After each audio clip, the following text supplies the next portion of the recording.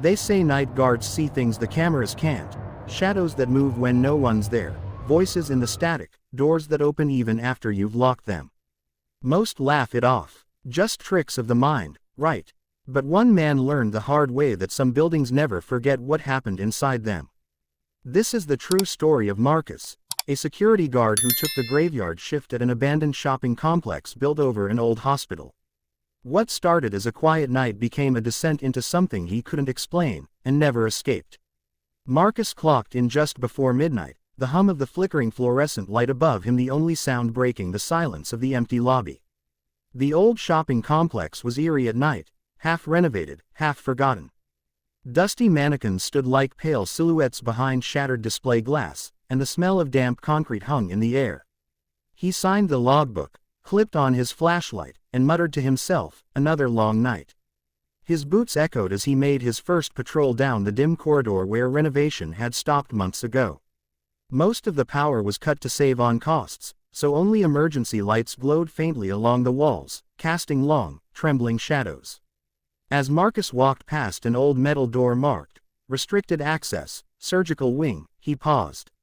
The sign didn't make sense. This was a mall, not a hospital. Curious, he leaned closer and noticed old paint beneath the newer layer of drywall. The faint outline of a faded red cross peeked through the surface. That's when he remembered the rumor. This place used to be St. Mary's Hospital, closed down after a mysterious fire decades ago.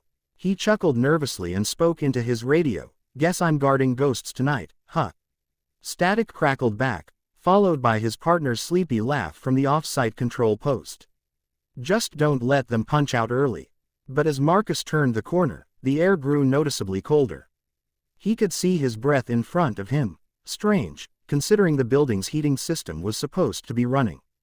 The lights overhead began to flicker in rhythm, one after another, leading down the long corridor that ended at a boarded-up doorway. He hesitated, every instinct telling him to go back to the lobby. Instead, he tightened his grip on the flashlight and took another step forward. The last bulb flickered once more, then went out completely, plunging the hallway into darkness. And from somewhere beyond the boards, he thought he heard a faint metallic clatter, followed by what sounded like a whisper, low, distant, and almost like someone calling his name. Marcus tried to shake off the unease as he made his way back toward the main lobby. The silence in the building was heavy, the kind that pressed down on you until you could almost hear your own heartbeat. He focused on the steady rhythm of his boots against the cracked tile, trying to ignore the feeling that he was being watched. He stopped by the old directory map near the elevators, a relic from when the building was still bustling with shoppers. A layer of grime dulled the glass, but through it he could see faint traces of old markings beneath the newer print. Someone had tried to paint over the original floor plans, but not completely. He squinted and noticed the faint outline of levels labeled B2 and B3, sub-basements that shouldn't exist anymore. According to the renovation blueprints, there was only one basement, used for storage. That's when the elevator bell chimed. Marcus froze. The power to that part of the complex was cut off. He looked up at the control panel. One of the call buttons glowed faintly red, even though the circuit breakers for the elevators were switched off weeks ago. The digital display above, the doors began to flicker between B2 and B3, stuttering as if unsure which floor it belonged to. He pressed the talk button on his radio. "Hey, Luis, are you seeing this on your end? Elevator number 3 just came to life." A hiss of static filled the speaker. Then silence. Marcus approached the doors, his flashlight trembling slightly in his hand. He could hear the faint creak of cables moving, the groan of metal shifting deep below. The sound stopped suddenly, followed by a hollow ding. The doors slid open. There was no elevator car inside, only a dark, empty shaft stretching into blackness. A cold draft of air rushed out, smelling faintly of antiseptic and rust. Marcus leaned closer, shining his flashlight down the shaft. The beam caught the frayed edge of an old sign half buried in dust, "Morgue Access, Authorized Personnel Only." His breath hitched. Then, from behind him, the soft echo of footsteps began, slow, deliberate, and too close to be an echo of his own. The sound passed right beside him, heading down the corridor toward the shuttered food court. Marcus swung around, flashlight slicing through the dark, but the hallway was empty. The sound of the elevator doors sliding shut behind him made him jump. The display above them blinked one last time, B3, before going completely dark. Marcus hurried back to the control room, his nerves on edge. His flashlight beam danced shakily across the walls, revealing peeling paint, exposed wiring, and old posters from when the mall was still alive with shoppers. The faint echo of his own footsteps followed him, but sometimes, he thought he could hear another pair overlapping his, lighter, smaller, like a child's. The control room was cramped and cold, filled with the low hum of outdated equipment. The monitors sat in a half circle, most showing static or frozen frames from the malfunctioning security cameras. He sat down heavily in the chair and tried the radio again. "Luis, come in. I think something's wrong with the systems here." Static. Then a faint voice, but it wasn't Luis. It was soft, almost a whisper. "Greater than, you shouldn't be here." Marcus jerked back, eyes wide. "Who's on this channel?" he demanded. "Identify yourself." No answer. Only the low crackle of dead air. He leaned closer to the monitors, switching through the feeds to reassure himself that no one had broken in. The camera in the loading bay showed nothing. The corridors were empty. The old food court was still. Then his thumb brushed over camera 12, and the feed flickered to life. At first, he thought the image was just another glitch, a faint figure standing in the middle of the food court, frozen like a shadow burned onto the screen. But as the feed cleared, Marcus's breath caught in his throat. It was a little girl, barefoot, wearing what looked like a thin hospital gown. Her hair was long and matted, hanging over her face. She wasn't moving, just standing there under the faint glow of a broken ceiling light. Marcus leaned closer, squinting. Is that a kid?" he muttered. The mall was sealed. No one could have gotten in without triggering an alarm. As he reached for his radio again, the girl's head snapped up. She looked directly into the camera, directly at him. Her eyes were dark, hollow, and her expression was wrong, twisted into something that didn't belong on a child's face. Marcus's heart pounded. He switched to the next camera, empty hallway. The next, nothing. When he returned to camera 12, she was gone. He rubbed his face, trying to calm his breathing. Maybe it was a reflection. Maybe an old recording playing back on loop. But then something on the monitor caught his eye, a wet footprint, just one, appearing on the floor tiles in front of the food court entrance. Then another, and another. They were heading toward the security office. Marcus froze, unable to move. The radio on his belt hissed again, the same soft voice whispering through the static. "Greater than, Marcus, you're not supposed to be here." The lights above him flickered. The monitors all flashed white for a split second, and when the feed returned, camera 12 showed the food court once again, empty except for a small figure now standing at the security room door. Marcus's breathing was ragged as he stood in the dim glow of the monitors, staring at the image on the screen, the little girl, motionless, just outside the security office. Her outline was fuzzy in the grainy feed, but her head tilted slightly, almost as if she could sense him watching. Then the camera cut to static. The sudden silence in the room was suffocating. Even the hum of the old power lines seemed to fade. Marcus grabbed his flashlight and unlatched the door, forcing himself to step into the corridor. "Hello," he called, his voice echoing too loudly. "Who's out there? You're not supposed to be here." No response, only the faint creak of metal from somewhere deep below. He made his way down the hallway, past dark storefronts draped in plastic sheets, toward the service stairwell. Every sound seemed amplified. His footsteps, the squeak of the door hinge, even the slow dripping of water from a leaking pipe above. The air smelled heavier down here, thick with dust and something faintly chemical, like old disinfectant.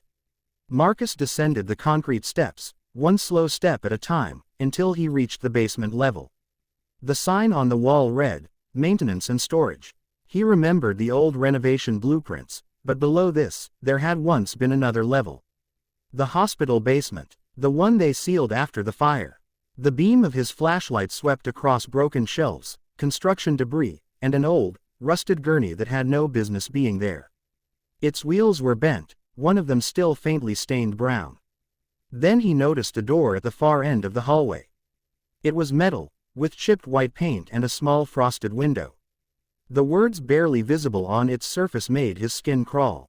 Morgue access. Staff only. He stared at it, frozen, pulse hammering in his throat. The air around the door seemed colder, almost damp. He reached out with a trembling hand and tried the handle. It moved, freely. The door creaked open on its own, revealing a long room lined with ancient equipment. Gurneys, surgical trays, and rows of metal drawers built into the wall. Most of them were sealed shut, but one drawer in the center was slightly ajar, its tag swinging gently from side to side. Marcus took a hesitant step forward, his flashlight beam trembling across the metal surfaces. The tag read, Patient 11, deceased 1984. He leaned closer, trying to make out the faded handwriting underneath, but the moment his fingers brushed the tag, a loud clang echoed behind him. He spun around. One of the gurneys had rolled a few inches on its own, its wheels screeching across the concrete floor. Marcus's chest tightened. "This isn't funny," he shouted, voice cracking. The temperature dropped again. His breath came out in a white mist.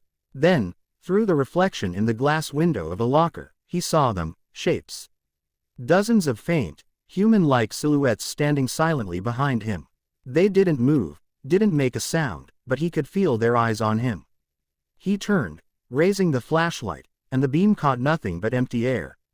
The room was still. The only thing that broke the silence was the slow creak of the morgue door as it began to close by itself, inch by inch, until the latch clicked shut. And then, from the other side of the room, a soft, childlike voice whispered, "Greater than, you found us."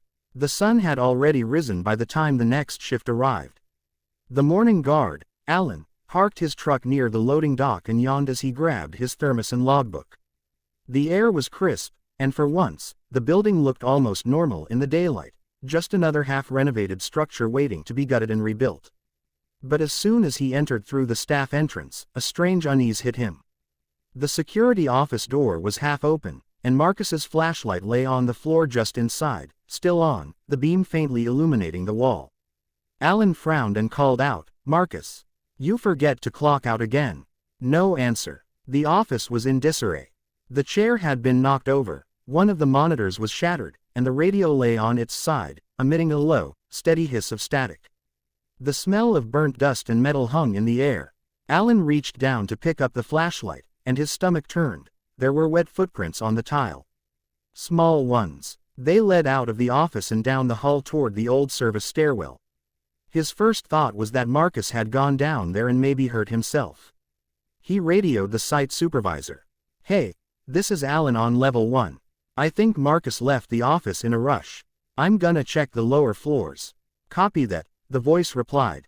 "We didn't get any sign out from him. Be careful, there's no crew on site yet." Alan made his way down the stairwell, his boots echoing in the emptiness. The lower levels were darker than usual. The renovation team hadn't restored the lighting down here yet, so the only glow came from his flashlight cutting through the dust-filled air. When he reached the basement, he noticed something odd. The morgue door was open.